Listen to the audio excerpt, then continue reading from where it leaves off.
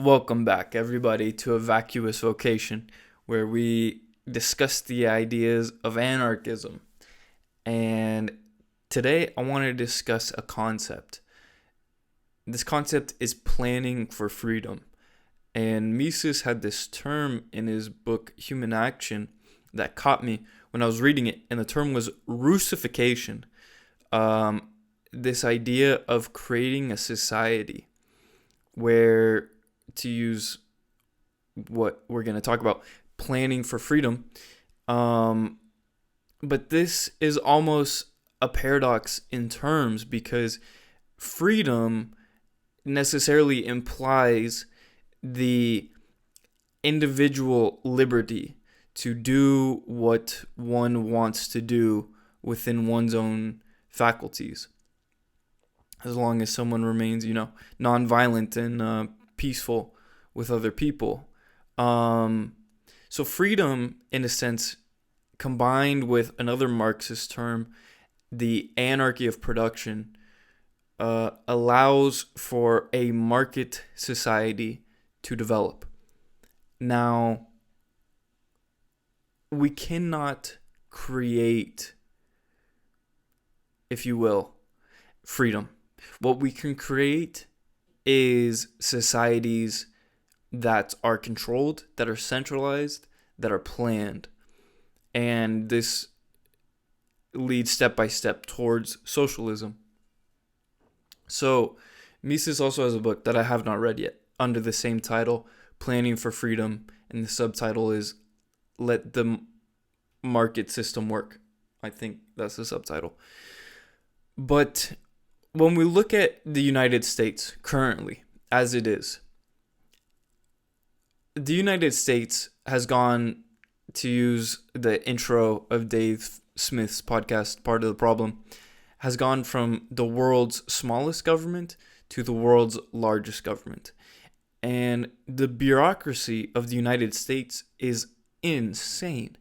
And thanks to having the fiat dollar and no competitors in this currency, this allows for the U.S. government to subsidize its own expenditures and create this monolith of bureaucracy, all the way from, environmental parks and recreations, to the universities, to the corporate press, to the military-industrial complex, to the medical, pharmaceutical, industrial complex. It's running amok. And the question I think we have to ask ourselves, okay, Keynes, amongst other neoclassical economists, said, and we owe it to ourselves. We owe it to ourselves to increase our debt and, consume what we have today in disregard of future investments. So the point I'm trying to get to is questioning this idea of where we're at right now. For me, as an anarchist, I don't see democracy as legitimate, as a legitimate political organization, and I don't think it's sustainable either. Democracy, as Rousseau said, is nothing more than a moderate form of communism. And what you burn today, you cannot burn tomorrow. So the capital depletion that we are witnessing has a cost associated with it. It has to.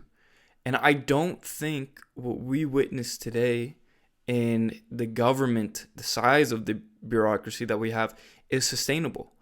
How can you look at how the governments function and think, yeah, in the long run, we're near the equilibrium point. We're near this perfectly balanced form of governance in our society? I think that's bullshit, quite frankly. And it doesn't matter what I think, because the reality is, if something is too costly, then it is unsustainable, and those resources are being used inefficiently, and they will have to be reallocated at some point to more efficient means. of production, where consumers actually value them. But we have such a disconnected economic system where the consumers don't necessarily have the same power in their choice. It's not a market democracy. The government chooses what to invest its money in. And since it has a monopoly on the money, on the creation of money, it can choose to do what it wants with that. So the point being that money does control a lot of the world. And if you change the money, you change the world. And so I think when the dollar inevitably loses its status as the world's reserve currency, because it has to at some point, it's backed by nothing other than the force, then you really see shifts in the dynamics of society. And I cannot say if that's for better or for worse, because I don't know what that entails exactly, but it's definitely a dynamic and most likely a volatile shift in the restructuring of the society we know today. You won't have, like everything would be restructured because, first of all, you don't have banks on every corner like you do today, popping up like fast food joints. You won't even have as much fast food joints because these are, cheap food engineered on a corporate scale at large. And then also, if you completely remove zoning laws, then you have an incredible architectural societal shift in how societies develop. And I know we have a lot of infrastructure in the country already in place with the streets. It's super gridded out. Like it's almost unnatural. Like no other city developed in the world before, I don't know what, the 20th century of the United States has been gridded. I don't think, this is maybe an ignorant point, but it's weird. It's very weird. So I just think it's incredible what the future entails. And I really think that we're towards the end of an empire. And what's on the cuff is a Renaissance 2.0, where you have just heavy developments in the arts and the musics and the philosophy and the sciences and technologies, because I believe that, as my professor said, you should be able to work for a month and have that pay for the rest of the year. So think about that. If you were able to just work for 1 month of your life and have that pay for the year, what would you do in your year? What hobbies, what interests would you pursue? And now apply that to the entire population. I mean, that's just incredible of what can occur. And I think that's something you really got to look for, but that's not something to be planned. This idea of we're going to vaccinate everyone and then you get your freedoms back is, first of all, a lie that's been bullshit from the beginning. And two, it's semantics. It's the bait and switch of, hey, we want you to do this so you can have this. But again, my rights aren't up for discussion, as Michael Malice likes to say. And same thing with my life and my freedom. It's not something that you can use as a bargaining chip. I'm not going to submit to a program that I don't believe in for my freedoms.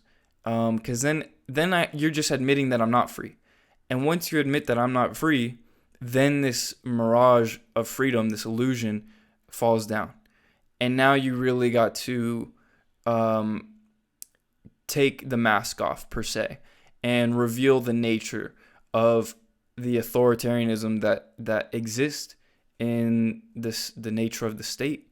It's parasitic. It does not produce goods and services voluntarily on the market. and exchange with people. It takes money violently with the threat of violence, and then it offers services that don't have to compete in quality. So they're poor services, and they have heavy bureaucratic costs to it. And the nature of the state is going to go away at some point. And when it does, I think that's when you have true freedom.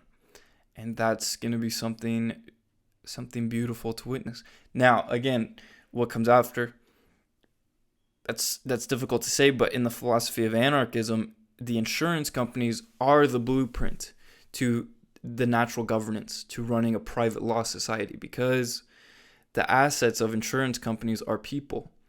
And the investment, the incentive is to maintain protection of their assets. So you have more security, more regulations in some senses, not legal regulations, but guidances, things that when you look at a water bottle, right?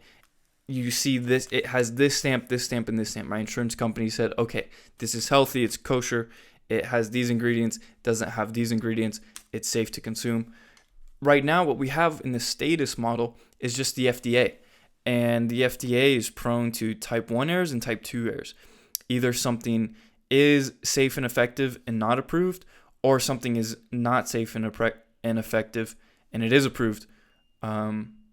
Or something is, well, I think I might be mixing something up there, but that's essentially the nature of type 1 and type 2 errors. I think because they can delay when they approve something. So right now, people just go off the FDA. The FDA said this is safe for consumption. Okay, I'll consume it. That's kind of crazy. I mean, I want many perspectives on something, and that's what the market offers. When you look at all these online reviews of places, there's multiple reviews, multiple sources to get these reviews, and the poor services get weeded out. The good ones, they stay until other competitors come in and offer a better hotel, with better quality thread count that people choose over the other one. But this is all getting into the theoretics of anarchism. Coming back to the point of freedom is that you either have it or you don't.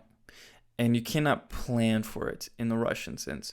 They said there's only one opinion, and that's the correct opinion. That's the opinion of Pravda, who gets on the radio every day and tells us what to think and how to think about it.